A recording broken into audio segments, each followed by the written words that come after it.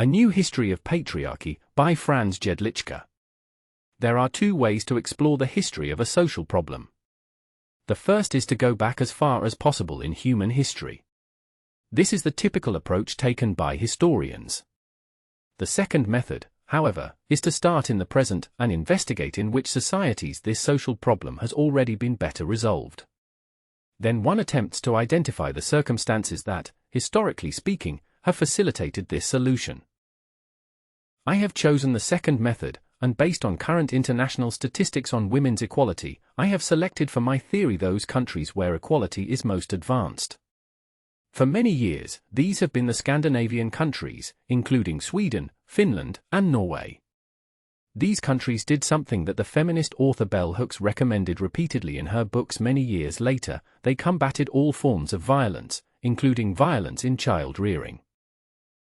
In 1979, Sweden was the first country in the world to ban corporal punishment. Finland and Norway followed shortly thereafter. In my view, therefore, the emergence of patriarchy cannot be attributed to the division of labor that arose with the shift to settled life and the development of agrarian societies. That would, in fact, be a mechanistic view of human beings. No, in my view, the history of patriarchy is the history of a lack of empathy that arose from widespread neglect of children in earlier eras of human history. This is explained very well in the book History of Childhood by Lloyd Demors. He describes how, throughout human history, children were often treated coldly and harshly. Why do I support this theory? The reason is this: women and men have communicated with one another at every point in human history. Men must therefore have heard or witnessed women suffering in every historical era.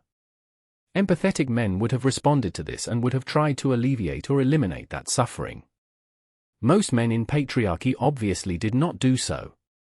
However, empathy arises from a loving upbringing and a secure attachment. We know this from psychology.